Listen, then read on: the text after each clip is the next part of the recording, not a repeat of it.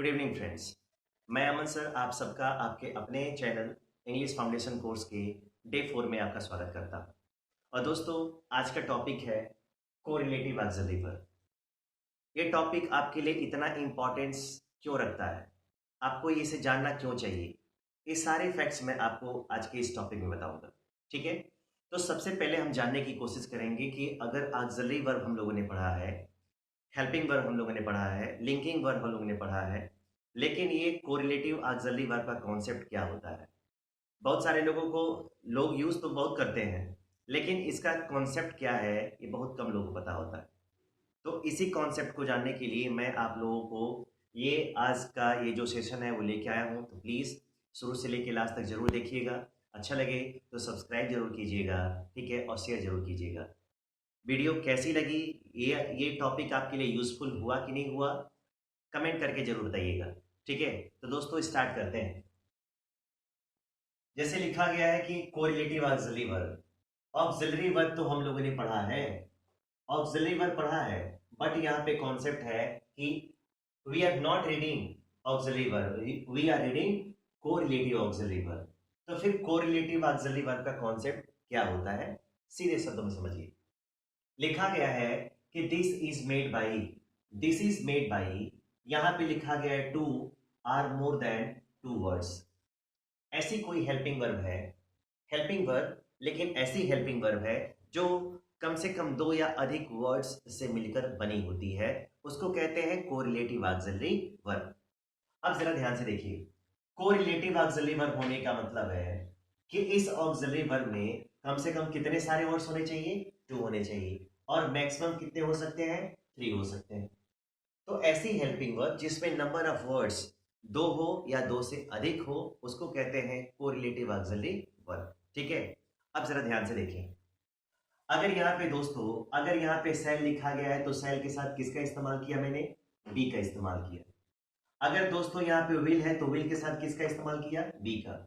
अगर यहाँ पे कैन है तो कैन के साथ बी हमने जोड़ा है। इसका मतलब है कि इसमें नंबर ऑफ वर्ड्स कितने हो गए, टू हो गए। एक सैन हो गया, एक बी हो गया, एक विल हो गया, एक बी हो गया, एक कैन हो गया, एक बी हो गया, दो हो गया ना। अब जरा आते हैं, अगर यहाँ पे हैज है तो हैज के साथ क्या है, बीन है। अगर हैव है तो हैव के साथ यहाँ पे बीन है। और अगर सेल है तो सेल के साथ हैव है। और अगर विल है तो विल के साथ क्या है, हैव है। इसका मतलब है कि ये वाला पहला हो गया और ये वाला कौन सा हो गया, दूसरा। तो इसमें नंबर ऑफ वर्ड्स कितने हो गए, तो इसमें नंबर ऑफ वर्ड्स टू हो गए। इसको कहेंगे हम कौन सा, इसको हम कहेंगे कोरिलेटिव ऑक्सिलरी वर्ब। क्यों, क्योंकि ये एक नहीं बल्कि कितने शब्दों से मिलकर बनी होती है, जो दो शब्दों से मिलकर बनी होती है। ठीक है, समझ में आ गया। चलिए अब जरा आते हैं कि दो या अधिक शब्दों से मिलकर बनी हो।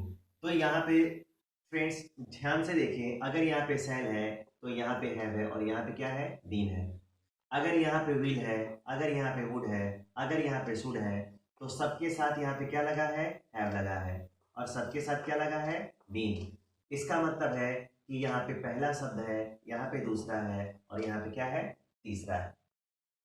दोस्तों ध्यान से देखने की कोशिश करते हैं, कोई भी चीज इतनी टफ नहीं होती है जितना लोगों के मन में डर होता है। एकदम इजी है, इंग्लिश का मतलब एबीसीडी है। जो कुछ भी पढ़ेंगे आपको एबीसीडी के थ्रू पढ़ना है, तो इससे परेशान होने की आपको जरूरत नहीं है, एकदम आसान है। अब जरा ध्यान से देखें, अब हम लोग हमारा कॉन्सेप्ट क्लियर हो गया होगा कि ऐसी हेल्पिंग वर्ब जिसमें शब्दों की संख्या दो या शब्दों की संख्या कितनी होती है दोस्तों, इस शब्दों की संख्या दो अथवा कितनी होती है, तीन होती है, उसको कहते हैं कोरिलेटिव ऑक्सिलरी वर्ब। क्लियर है? अगर क्लियर है तो प्लीज चैनल को सब्सक्राइब जरूर कीजिएगा और लाइक और शेयर करना ना भूलिएगा। अब जरा देखें, अगर आपने ये कॉन्सेप्ट पढ़ ही लिया है, अगर आपको ये कॉन्सेप्ट पढ़ाया गया कि कोरिलेटिव ऑक्सिलरी वर्ब का कॉन्सेप्ट क्या होता है, क्यों आपको मैं पढ़ा रहा हूं, आप क्यों इसको पढ़ रहे हैं, एग्जाम में क्वेश्चन कैसे आता है, तो ये भी जानना जरूरी है। दोस्तों आपने बहुत जन्म से ऐसा पढ़ा होगा। अगर हम बात करते हैं NOT की, नॉट, ठीक है, अगर आपसे कोई पूछेगा कि व्हाट इज नॉट, नॉट क्या है, क्या बताओगे? ठीक है, सामने वाला पूछेगा तो कुछ एक्सपेक्ट करेगा, क्वेश्चन में पूछेगा तो आपसे एक्सपेक्टेशन ये जाएगा कि ये आखिर होता क्या है। तो ये जो नॉट होता है दोस्तों, ये जो नॉट होता है आप सबके लिए और हम सबके लिए क्या होता है, एडवर्ब होता है।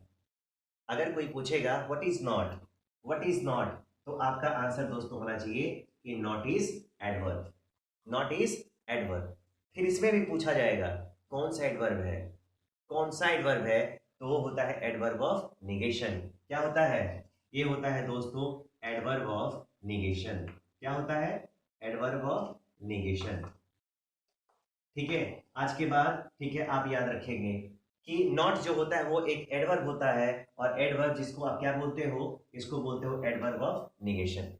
ठीक है, अब जरा ध्यान दीजिए, अगर आप नॉट यूज करते हो हेल्पिंग वर्ब के साथ, ठीक है, अगर यहाँ पे सबको बी डस्ट कर दूं और ये अगर सपोज करूं कि दूसरा वाला मैं डस्ट कर दूं, तो फिर सहायक क्रिया में शब्दों की संख्या कितनी हो गई, एक हो गई ना।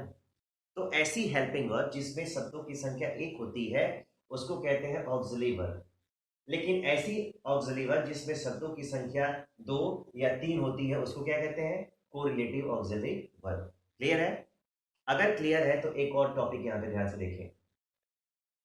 अगर हेल्पिंग वर्ब कोरिलेटिव हो, अगर हेल्पिंग वर्ब कोरिलेटिव हो और उसके साथ आपको एडवर्ब यूज करना हो, क्या यूज करना हो, एडवर्ब यूज करना हो, तो एडवर्ब की जो पोजीशन है वो कहां होनी चाहिए। नॉट अगर लगाना होगा तो नॉट को सैन बी के बाद लगाएंगे या बीच में लगाएंगे, बीच में लगाओगे ना। ध्यान से सुन लो, अगर इसके साथ नॉट यूज करना है तो सैल बी नॉट यूज करना गलत होता है। हमको क्या यूज करना होता है, हमको यूज करना होता है shall not be, will not be, cannot be, has not been, have not been, shall not have, will not have। अब क्वेश्चन है कि वो जो नॉट है इसके बीच में क्यों आता है, वो नॉट इसके बीच में क्यों आता है। अगर इसके साथ अगर यूज करना हो, थ्री वर्ड्स के साथ अगर यूज करना हो, तो नॉट कहाँ जाएगा, तो नॉट इस पहले के बीच में जाएगा, पहले और दूसरे के कहाँ जाएगा, बीच में जाएगा। फिर ऐसा होता क्यों है, यही जानना, यही बताना आज के इस वीडियो का मोटो है। तो याद रखें, यदि हेल्पिंग वर्ब, ठीक है, यदि सेंटेंस में यूज होने वाली हेल्पिंग वर्ब कैसी हो, कोरिलेटिव हो। आ रहा है समझ में, यदि हेल्पिंग वर्ब कैसा हो, कोरिलेटिव हो, और उसमें कोई एडवर्ब आया हो, तो उस एडवर्ब की जो पोजीशन होती है पहले और दूसरे कहाँ होती है, बीच में, पहले और दूसरे कहाँ होती है, बीच में। आई बात समझ में, ये एडवर्ब का एक रूल है। क्या है, ये एक एडवर्ब का रूल है। अब जरा ध्यान से देखें, अगर इसके साथ अगर मैं लगाना चाहूं तो यहाँ पे क्या आएगा दोस्तों, यहाँ पे आएगा कैन नॉट, क्या आएगा, कैन नॉट, और उसके बाद क्या आएगा, बी। अगर यहाँ पे मैं लिखना चाहूं तो यहाँ पे आ जाएगा हैज नॉट, उसके बाद क्या आएगा, बीन। अब जरा ध्यान से देखें, अगर यहाँ पे हैज है और यहाँ पे कैन है, यहाँ पे अगर बीन है तो यहाँ पे क्या है, बी है। ये वाला कौन सा है, ये वाला पहला है ना, और ये वाला कौन सा है, दूसरा। ये जो नॉट है वो क्या होता है, ये जो नॉट होता है वो एडवर्ब होता है।